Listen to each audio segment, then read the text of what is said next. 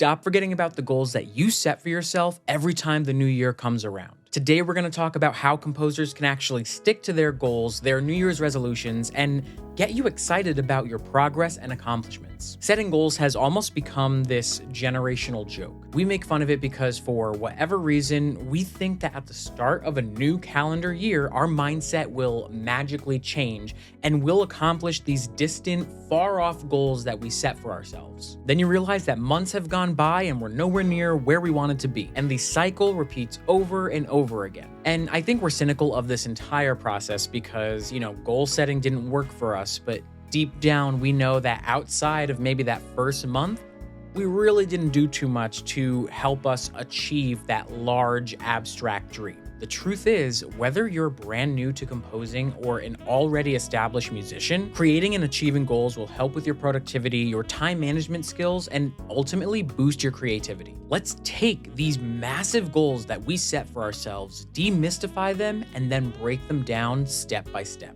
First, we have to define why we are setting these goals. We put so much pressure on ourselves to achieve these goals, but then feel bad if we don't do it. But the reality is that goals are just a means to an end. Why do I want to learn the piano? Because maybe I want to perform publicly in front of family or friends or even a large audience. Maybe because I know that it's a tool that will make my composition process easier rather than just plucking out individual notes. Why do I want to release my very first album? Maybe because I want to express myself and my thoughts in a way that will emotionally connect with my listeners. Goals are great, but your why is better. If you can just get clear on your why, then maybe you'll realize you're creating all of these arbitrary goals for yourself, when you should ultimately be focused on the one or two that'll actually help you reach your why. So before you even set your goals, reflect on what you really want and then move on. Let's say now you know what your why is. Next, you have to create extremely specific goals. Well, that sounds like a lot of work. Yes, it is. It's gonna take a bit of self-reflection on your part. But if you're willing to upfront the work now and create these crystal clear specific goals, then the rest is gonna be a breeze. So if your goal is, I wanna write film music, great, that is a wonderful starting point. But of course, film music can be a lot of things. How can you get more specific? I want to learn how to write superhero music. Okay, so we're getting somewhere. We're now a little bit clearer on the type of film music that we want to write. I want to learn what it is about superhero music that sounds heroic so that I can practice the same technique in my own writing. We just got incredibly clear about our goal that still fits under this overarching umbrella of I want to learn how to write film music. And if we do want to connect a why to this, maybe superhero films are your favorite genre and you've always loved the John Williams Superman theme or the Danny Elfman Batman theme, and you want your own music to live on with a new kind of hero. We now have our why and we got super specific about our goal. And if writing heroic or action or fantasy music is one of your goals, then I just want to give you access to my Film Composer's Recipe Book. It's a free PDF download that teaches the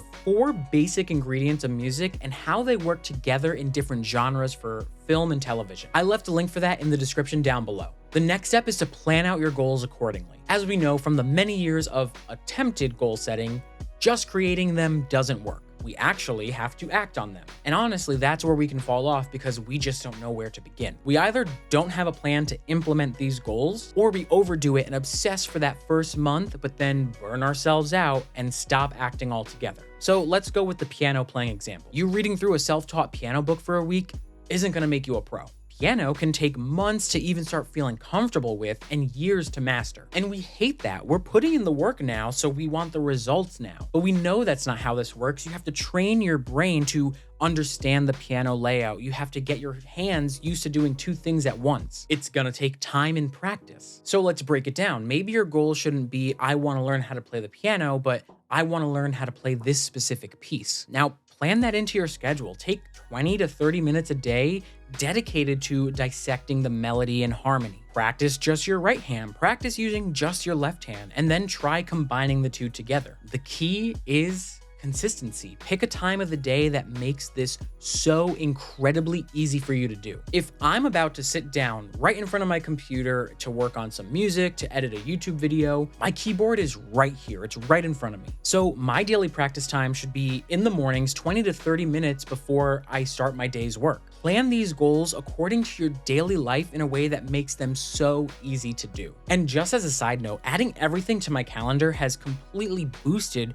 my time management and my sense of productivity. So I highly recommend writing everything down in your planner or your calendar or even your reminders app. The final step to good, productive goal setting is to celebrate your wins. And I'm even talking about all the smaller achievements you've made in that first week, that first month, or even that first year. Celebrating or even acknowledging your wins, even if we're not done yet, makes us actually feel good about the work that we're putting in towards our goals. But a lot of times, if we set these huge, unspecific goals, then we can't really celebrate because in our heads, we haven't reached the end result yet. And I think that without our own validation that, yes, I'm on the right track, it's gonna be easier for us to say, oh, no, well, I knew it, goal setting doesn't work. If you figured out your why, you created specific goals, and you planned everything out accordingly, then it's so easy to track your progress and see all of your smaller achievements you've made along the way. And that's what I want you to celebrate. Treat yourself. Go out to a nice dinner with your partner, your family, your friends. Sharing your wins with the people that support you can give you the validation that you need to keep going. And if you've been following the steps laid out in this video, then you know that you're not seeking recognition just for setting the goal. You've already made smaller accomplishments worth celebrating. You're not a robot. You deserve to be recognized for the work you're putting into developing a skill or ultimately bettering yourself. So let me ask you, do you think you can apply these 4 steps to your music goals, your composition goals? Do you think you could expand them to general life goals regarding your health or your finances? We're coming up on a new year, so I want to encourage you to reflect on your why and actually take action on your goals to get there. You have the tools and the capability to follow these 4 steps and make small, bite-sized, but consistent change. And again, if your goal for this year is to learn how to write horror or fantasy music or another genre,